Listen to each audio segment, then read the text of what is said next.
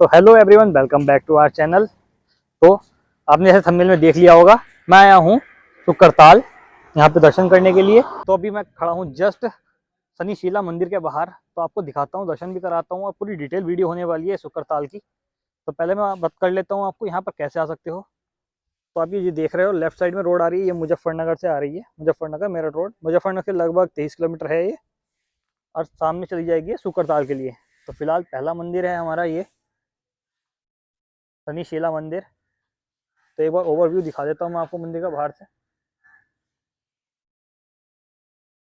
तो मंदिर के अंदर चलते हैं। यह श्री नवग्रह धाम, यहाँ पर हमारे 9 ग्रह को दर्शाया गया है।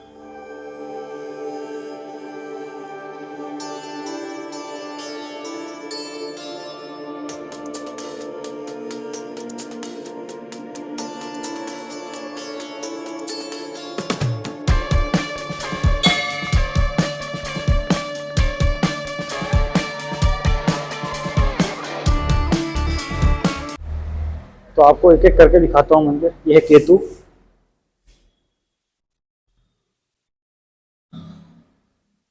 और यहाँ पे लिखा हुआ है कि किसी भी मूर्ति को छूना मना है।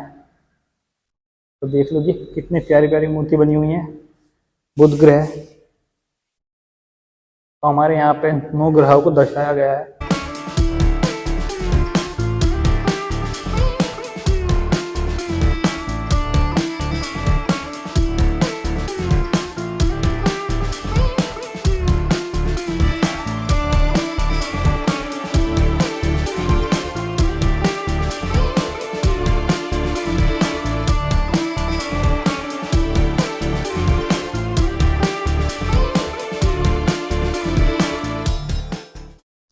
तो अभी दिखाया मैंने आपको 9 ग्रह। अब दिखाता हूँ यहाँ पर, यह है साईं बाबा का मंदिर।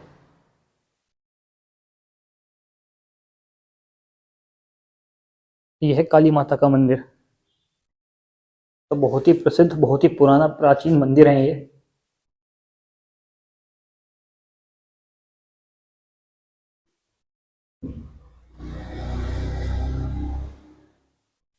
काली माता के मंदिर के जस्ट राइट साइड में है भगवान शनि देव जी का मंदिर। और ये है शनिशिला, ये देख लीजिए आप। और ये महाभारत काल की शनिशिला है। ये देखिए, भैरव जी, शनिदेव महाराज और हमारे बजरंगबली।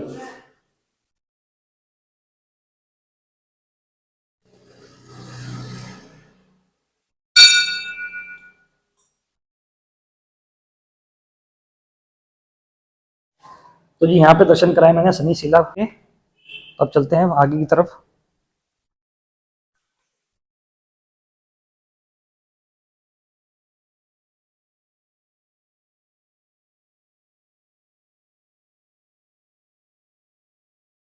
तो यहाँ पर है भगवान श्री कृष्ण और राधा रानी जी।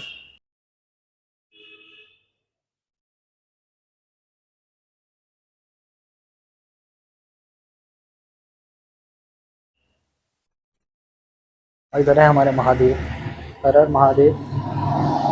तो के बाद विराजमान है नंदी महाराज। चलते हैं मंदिर के अंदर अब।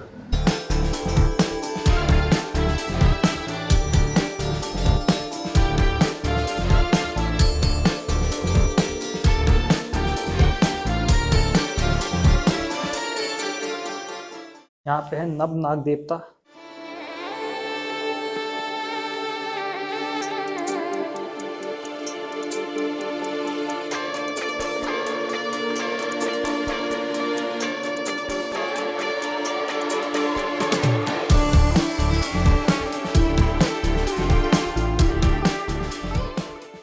तो जी मैंने अभी दर्शन कराया आपको शनिशिला के। तो अब चलते हैं सीधा हनुमान धाम। तो वहां पे दिखाता हूँ आपको।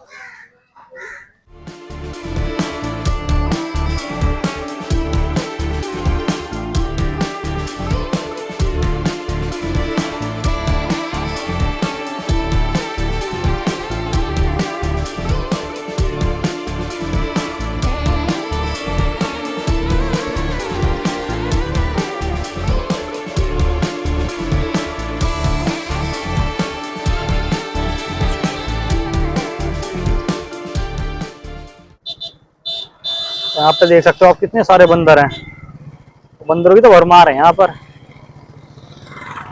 तो आप सामने देख रहे होंगे बोर्ड लग रहा है गंगा घाट सुखदेव आश्रम और हनुमान धाम का। तो लगभग शनि मंदिर से लगभग आधा किलोमीटर की दूरी पर होंगे। तो आप सामने देख रहे होंगे दो गेट बने हुए हैं। तो लेफ्ट साइड में है हमारा गंगा घाट और राइट साइड में है, यहाँ पर लिखा हुआ है देखो। तो आप सामने देख रहे हो इधर है गंगा घाट और राइट साइड में है सुखदेव आश्रम। यहाँ पर वो बट वृक्ष है जो लगभग 5,000 साल पुराना है। तो चल के दिखाता हूँ आपको।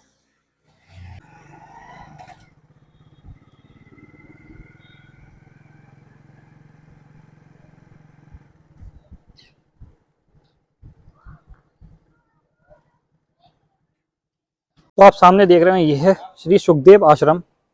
तो कुछ डिटेल यहाँ पे लिखी हुई है बोर्ड पर, आप पॉज करके पढ़ सकते हो। तो चलते हैं सुखदेव आश्रम के अंदर।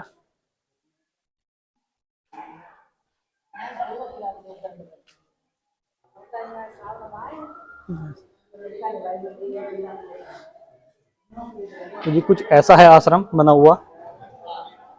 तो छोटा सा चढ़ाई भरा रास्ता है ये, और देख लो जी कितना प्यारा बना हुआ है आश्रम। यहाँ पे सभी भवन के आगे नाम लिखे हुए हैं, जैसे गुजरात भवन, यहाँ पे देख लीजिए महाराष्ट्र भवन। तो जी बस पहुंच चुके हैं हम आश्रम के अंदर।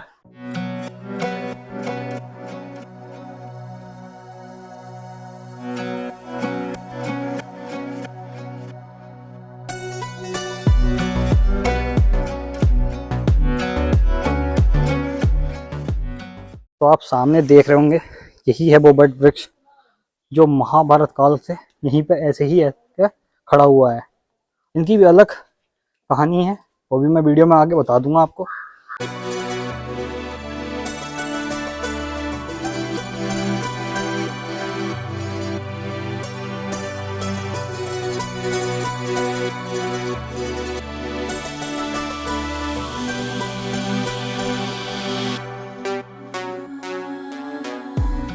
तो यहाँ से होता है भगवत पीठ श्री सुखदेव मंदिर जी का मंदिर शुरू। ये देख लीजिए ये जो बट वृक्ष है ना, यही जो मैं बता रहा था आपको। और ये लगभग 5,000 साल पुराना मंदिर है, और यही 5,000 साल पुराना बट वृक्ष का पेड़। इनकी कहानी में आगे आपको डिटेल में बताऊंगा। पहले एक बार आपको मंदिर के दर्शन कराता हूँ। तो सामने है कृष्ण भगवान जी का मंदिर, तो दर्शन कराता हूँ मैं आपको।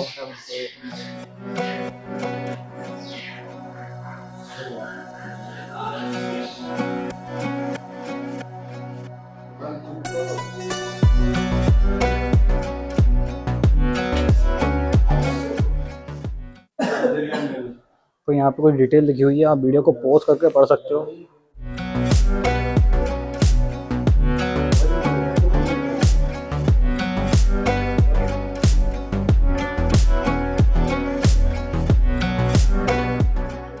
तो मंदिर के लेफ्ट साइड में है हनुमान जी का मंदिर।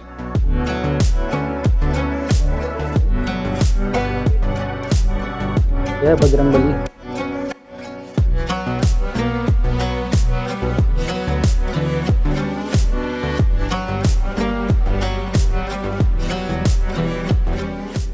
तो डिटेल में आपको वीडियो में आगे बता दूंगा, पहले एक बार आप दर्शन कर लीजिए।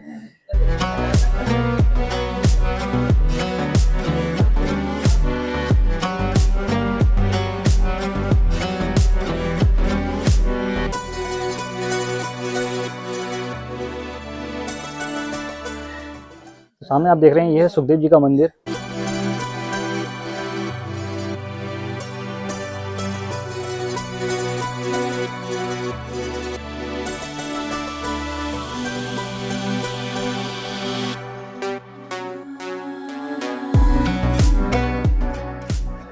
तो ये है वो मेन बेड वृक्ष। तो आप इसके देख रहे होंगे आपने धागा लपेट रखा है चारों तरफ, जो इसका तने है, मतलब इसके नीचे की जो जड़ से आ रही है पूरा मेन पेड़। तो वो होता है ग्रह शांति के लिए। और जो आप देख रहे होंगे इनके गुद्दों पे ये लपेटा हुआ है धागा, तो ये होता है आपकी मनोकामना के लिए। जब आपकी मनोकामना पूरी हो जाए तो यहाँ से आप अपना धागा खोल सकते हो। और वो ग्रह शांति के लिए जो आगे है इसे नहीं खोलना होता है। जय श्री सुखदेव।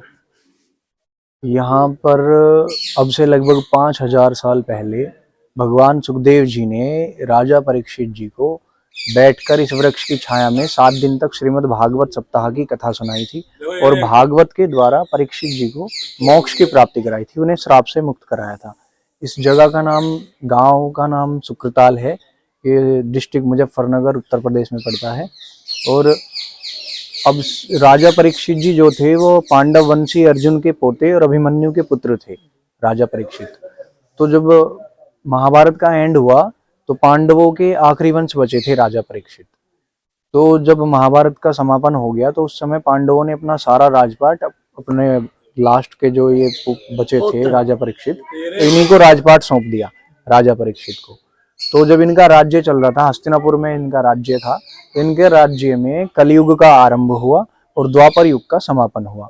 ये जो कलयुग अभी चल रहा है इसका आरंभ हुआ और द्वापर युग का समापन हुआ। तो कलयुग का आरंभ होने पर कलयुग का बुरा प्रभाव राजा परीक्षित पर पड़ गया। तो बुरा प्रभाव पड़ने के कारण राजा परीक्षित ने एक ऋषि का अपमान कर दिया, उनके गले में मरा हुआ सर्प डाल दिया। तो समीक ऋषि के पुत्र थे श्रृंगी ऋषि। श्रृंगी ऋषि ने क्रोध में आकर श्राप दे दिया कि जिस किसी भी राजा ने ज्ञानतावश मेरे पिता का अपमान किया, उनके गले में मरा हुआ सर्प डाला, आज से 7वें दिन वही सर्प तक्षक बन के जिंदा होकर उस राजा को डस ले। ऐसा अटल श्राप दे दिया।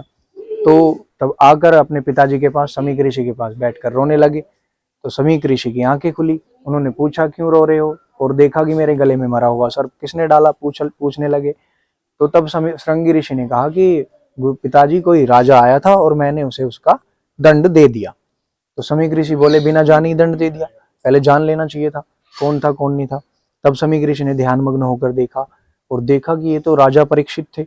राजा परीक्षित बड़े ही धर्मात्मी राजा थे, धर्म कर्म करने वाले थे। वो तो कलयुग का बुरा प्रभाव पड़ा तो इस वजह से उन्होंने ऐसा कर्म किया। तो वो तो बड़े धर्मात्मी राजा थे, तुमने तो बड़ा अनर्थ कर दिया, ऐसा राजा ना तो हुआ है ना होगा। तब समीक ऋषि ने अपने कुछ शिष्यों को राजा परीक्षित के पास भेजा कि जाओ उन्हें ज्ञात कराओ कि तुम्हें 7 दिन का श्राप लगा है।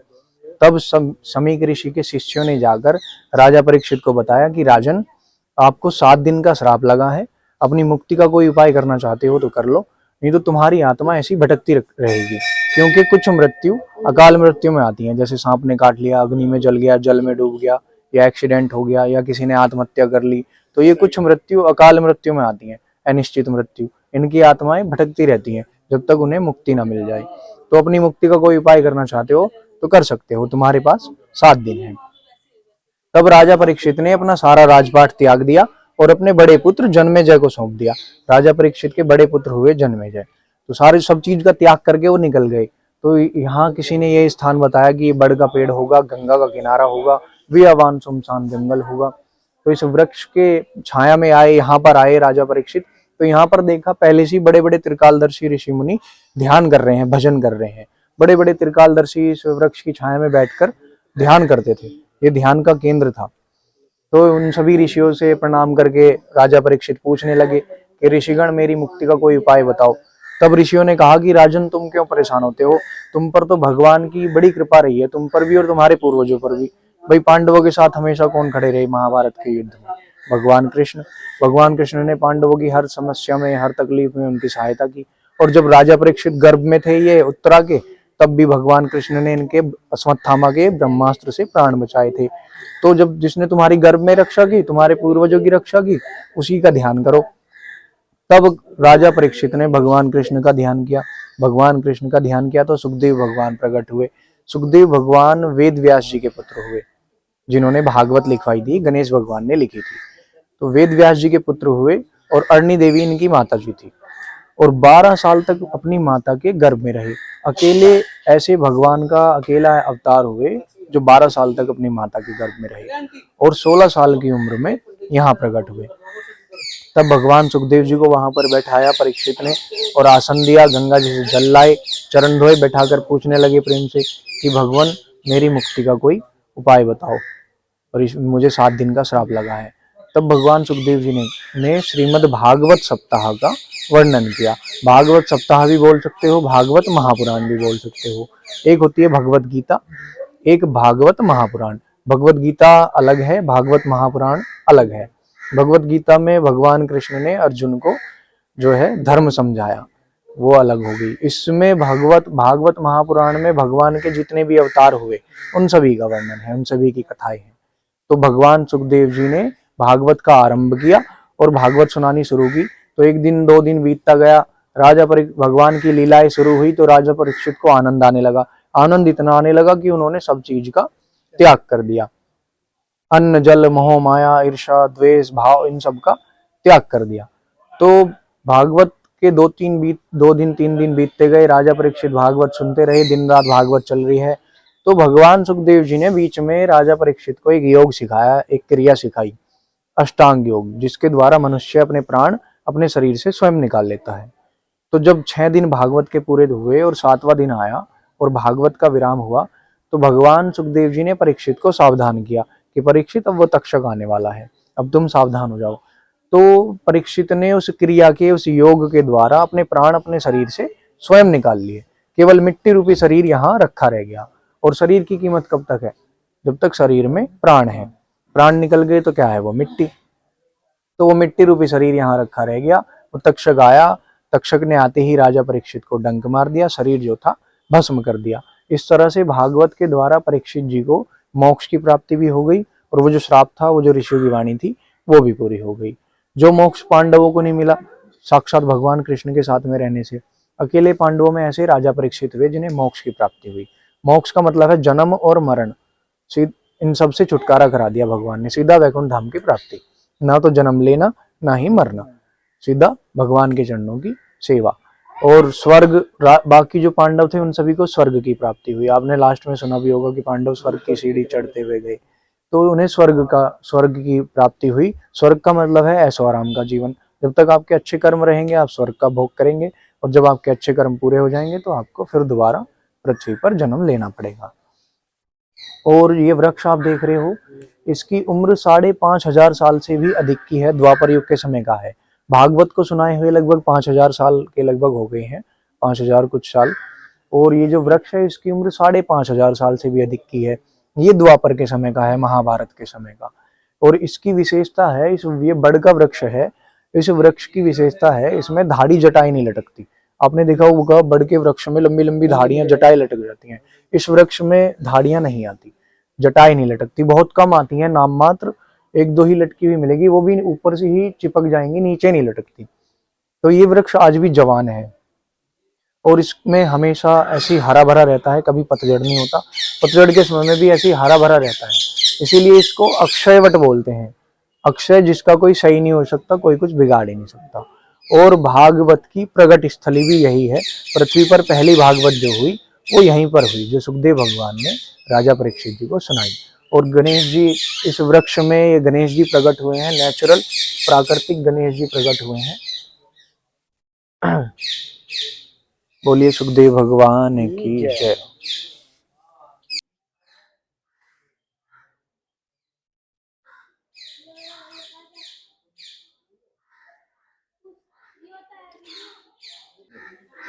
यहाँ पे है श्री सुखदेव जी और राजा परीक्षित जी।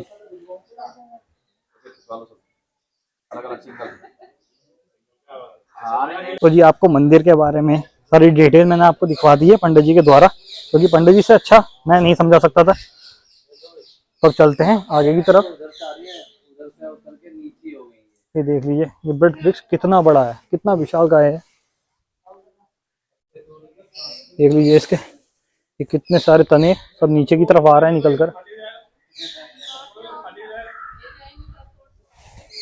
तो आप सामने दिखा रहे होंगे कि बहुत सारे मंदिर बने हुए हैं। ये देखो, एक बार जूम करके दिखा देता हूँ आपको। तो आपको मैं जूम करके दिखाता हूँ भोलेनाथ की, वहां पे एक विशालकाय प्रतिमा बनी हुई है, ये देखो आप। तो वहां भी चलेंगे, पहले आपको मैं दर्शन कराता हूँ यहाँ आसपास के मंदिरों के। तो जी कैसी लग रही है वीडियो कमेंट करके जरूर बताना। तो वहां पर है हनुमान धाम, तो वहां भी चलेंगे थोड़ी देर में, तो वहां के भी दर्शन कराऊंगा। और उधर है गणेश धाम, ये देखिए।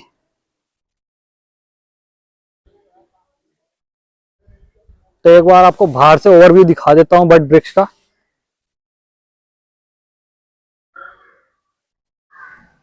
अब थोड़े बाहर चल के दिखाता हूँ आपको। सामने है शिव जी का मंदिर, तो देख लीजिए कितने प्यारा मंदिर बना हुआ है यहाँ पर। सारे आपको मंदिर जितने भी दिख रहे होंगे सब बहुत ही ज्यादा प्यारे हैं। तो आप कभी आसपास आपको घूमना है मुजफ्फरनगर के, तो यहाँ से अच्छी जगह आपको कहीं नहीं मिलेगी।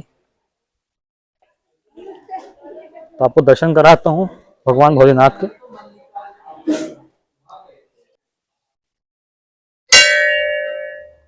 तो आपको दिखाता हूँ एक अखंड ज्योति जल रही है यहाँ पर 2007 से। ये देखिए आप।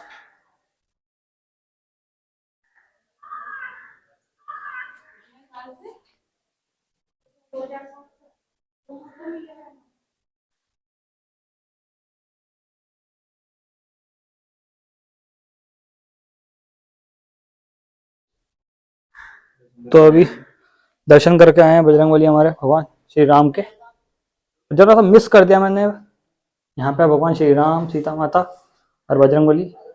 बस मिस मैंने ये कर दिया कि यहाँ पर अभी बजरंगबली दर्शन करके गए हैं, जो मैंने आपको पीछे दिखाया। तो आई होप ये वीडियो आपको अच्छी लगी हो। इस वीडियो का एंड मैं यहीं पे करता हूँ, पर अभी ये वीडियो की सीरीज खत्म नहीं हुई है। अगले पार्ट में आपको लेके चलूंगा हनुमान धाम, गणेश धाम और गंगा के घाट पर। तो इस वीडियो को यहीं पर एंड करते हैं।